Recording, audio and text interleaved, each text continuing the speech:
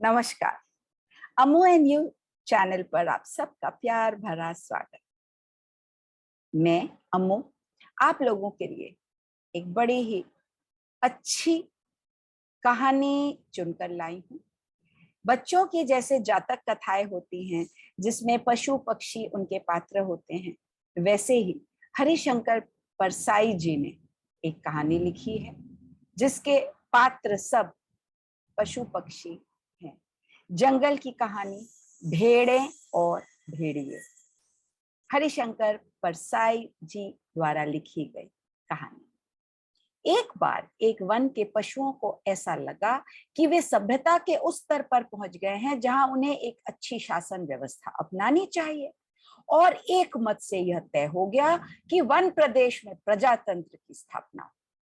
पशु समाज में इस क्रांतिकारी परिवर्तन से हर्ष की लहर दौड़ गई कि सुख समृद्धि और सुरक्षा का स्वर्ण युग अब आया। और वह जिस वन प्रदेश में हमारी कहानी ने चरण धरे हैं उसमें भेड़े बहुत थी, निहायत नेक, ईमानदार, कोमल, विनयी, दयालु, निर्दोष पशु जो घास तक को फूंक फूंक कर खाता है। भेड़ों ने सोचा कि अब हमारा भय दूर हो जाएगा। हम अपने प्रतिनिधियों से कानून बनवाएंगे कि कोई जीवधारी किसी को न सताए, न मारे, सब जिए और जीने दे। शांति, स्नेह और बंधुत्व और सहयोग पर समाज आधारित हो। इधर भेड़ियों ने सोचा कि हमारा अब संकट काल आया। भेड़ों की संख्या इतनी अधिक है कि पंचायत में उनका ही बहुमत होगा, और अगर उन्होंने कानून बना दिया कि कोई पशु किसी को न मारे तो हम खाएंगे क्या? क्या हमें घास चरना सीखना पड़ेगा? अब तो बड़ा मुश्किल हो गया। ज्यों ज्यों चुनाव समीप आता, भेड़ों का उल्लास बढ़ता जाता। ज्यों ज्यों चुनाव समीप आता, भेड़ियों का दिल बैठता जाता। एक दिन बूढ़े सियार ने भेड़िए से कहा, मालिक, आजकल आप बड़े उदास रहते हैं। हर भेड़िए के आसपास दो चार सियार रहते ही हैं। जब भेड़िया अपना शिकार खा लेता है तब ये सियार हड्डियों में लगे मांस को कुतर कर खाते हैं और हड्डियां चूसते रहते हैं। ये भेड़िए के आसपास दुम हिलाते चलते हैं, उनकी सेवा करते हैं और मौके बेमौके हुआ हुआ चिल्लाकर उनकी जय जयकार भी बोल देते हैं। तो बूढ़े सियार ने बड़ी गंभीरता से पूछा, महाराज, आपके मुखचंद्र पर चिंता के मेघ क्यों छाए हैं? खैर, भेड़िए ने कहा, तुझे क्या मालूम नहीं कि वन प्रदेश में नई सरकार बनने वाली है? हमारा राज तो अब गया। सियार ने दांत निपोर कर कहा, हम क्या जाने महाराज, हमारे तो आप ही माए बाप हैं। हम तो कोई और सरकार नहीं जानते। आपका दिया खाते हैं, आपके गुण गाते हैं। भेड़िए ने कहा, मगर अब समय ऐसा आ रहा है कि सूखी हड्डियां भी चबाने को नहीं मिलेंगी भाई।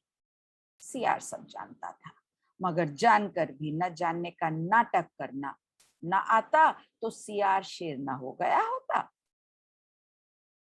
आखिर भेड़िए ने वन प्रदेश की पंचायत के चुनाव की बात बूढ़े सियार को समझाई और बड़े गिरे मन से कहा, चुनाव अब पास आता जा रहा है, अब यहाँ से भागने के सिवा कोई चारा नहीं, पर जाए भी कहाँ? सियार ने कहा, मालिक, सर्कस में भर्ती हो जाइए।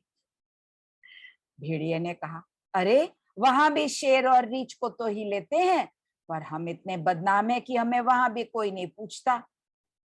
तो सियार ने खूब सोचकर कहा, अजायब घर में चले जाइए महाराज।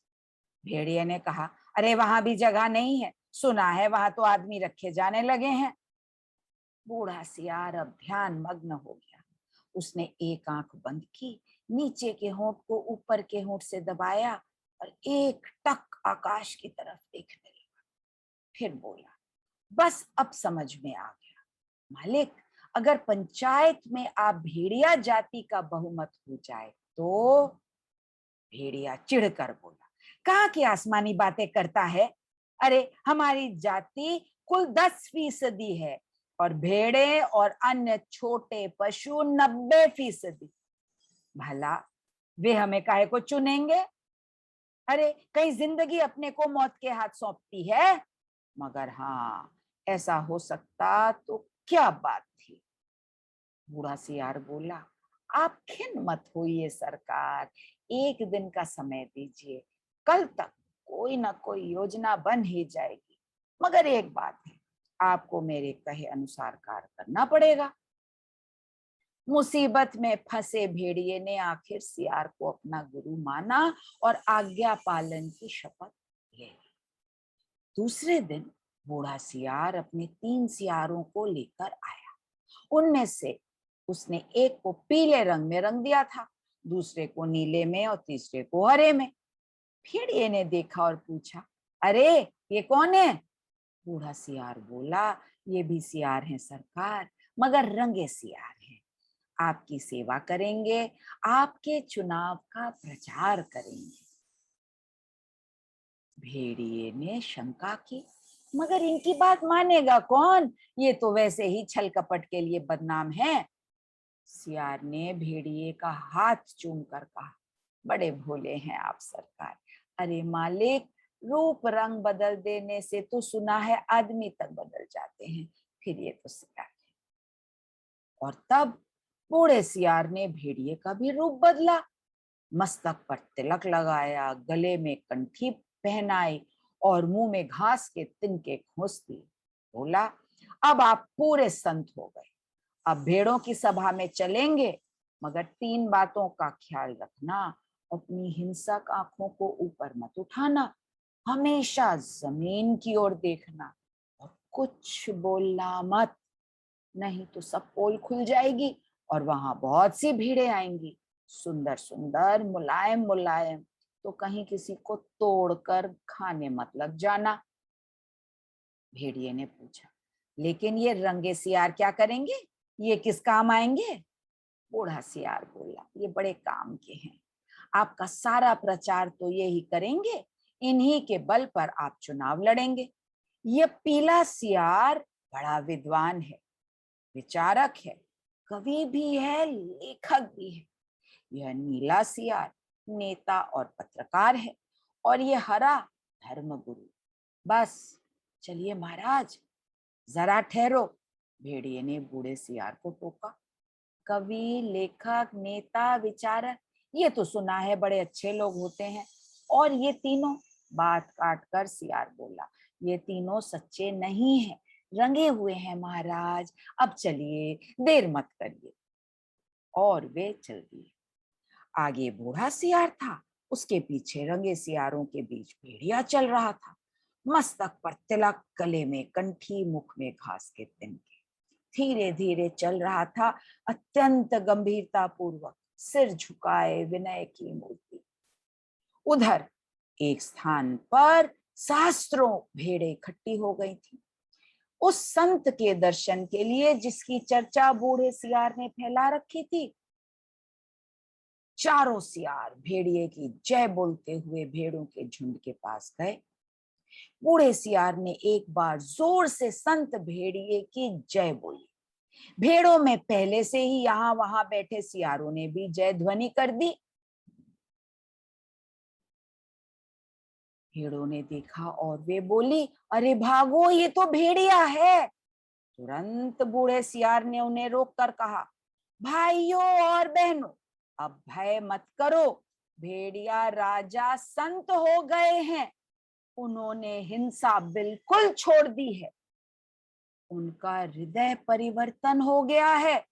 वे आज 7 दिनों से घास खा रहे हैं, रात दिन भगवान के भजन और परोपकार में लगे रहते हैं। उन्होंने अपना जीवन जीव मात्र की सेवा में अर्पित कर दिया है। अब वे किसी का दिल नहीं दुखाते, किसी का रोम तक नहीं छूते। भेड़ों से उन्हें विशेष प्रेम हो गया है। इस जाति ने जो कष्ट सहे हैं, उनको याद करके कभी कभी भेड़िया संत की आंखों में आंसू आ जाते हैं।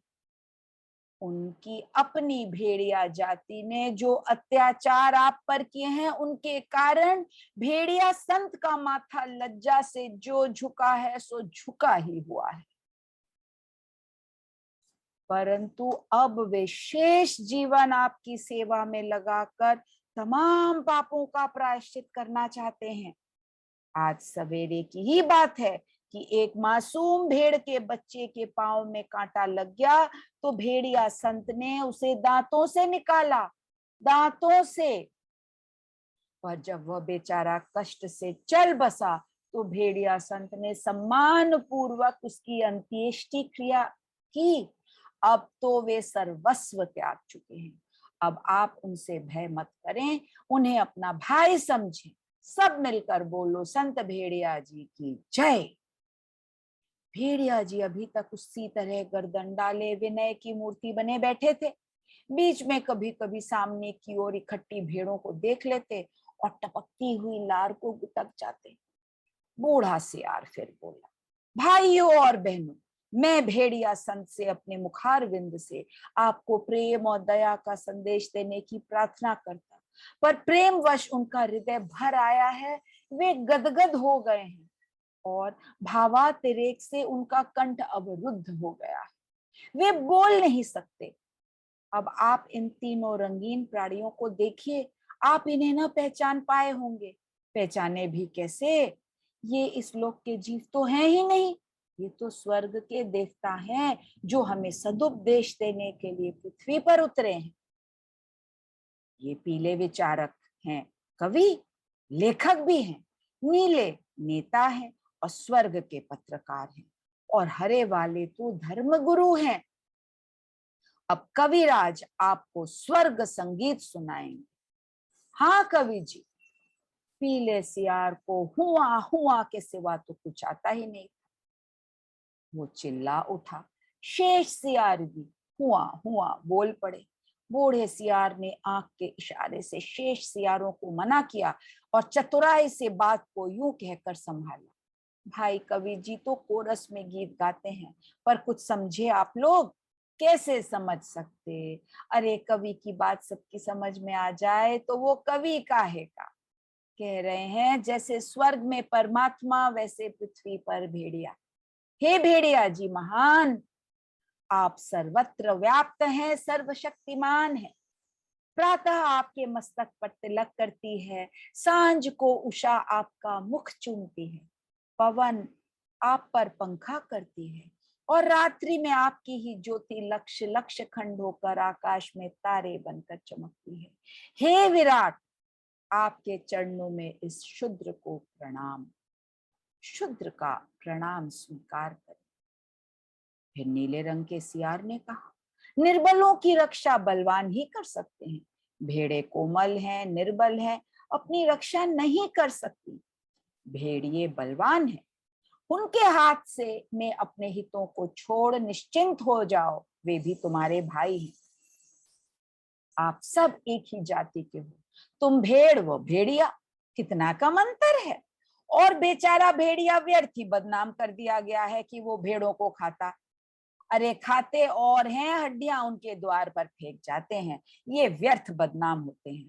तुम लोग तो पंचायत में बोल भी नहीं पाओगे। भेड़िए बलवान होते हैं, यदि तुम पर कोई अन्याय होगा तो डट कर लड़ेंगे। इसलिए अपने हित की रक्षा के लिए भेड़ियों को चुनकर पंचायत में भेजो। बोलो संत भेड़िए की जय। फिर हरे रंग के धर्मगुरु ने उपदेश दिया, जो यहाँ त्याग करेगा वह इस लोक में पाए, जो यहाँ दुख भोगेगा वो वहां सुख पाएगा, जो यहाँ राजा बनाएगा वो वहां राजा बनेगा, जो यहाँ वोट देगा वो वहां वोट पाएगा। इसलिए सब मिलकर भेड़िए को वोट दो। वो दानी है, परोपकारी है, संत है, मैं उनको प्रणाम करता हूँ।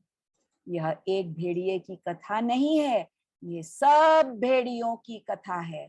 सब जगह इस प्रकार प्रचार हो गया, भेड़ों को विश्वास हो गया कि भेड़िए से बड़ा उनका कोई हित चिंतक और हित रक्षक नहीं है। और जब पंचायत का चुनाव हुआ तो भेड़ों ने अपनी हित रक्षा के लिए भेड़ियों को चुना, और पंचायत में भेड़ों के हितों की रक्षा के लिए भेड़िए प्रतिनिधि बनकर आए और पंचायत में भेड़ियों ने भेड़ों की भलाई के लिए पहला कानून यह बनाया, हर भेड़िए को सवेरे नाश्ते के लिए भेड़ का एक मुलायम बच्चा दिया जाए, दोपहर के भोजन में एक पूरी भेड़ तथा शाम को स्वास्थ्य के ख्याल से कम खाना चाहिए, इसीलिए आधी भेड़ मात्र दी जाए।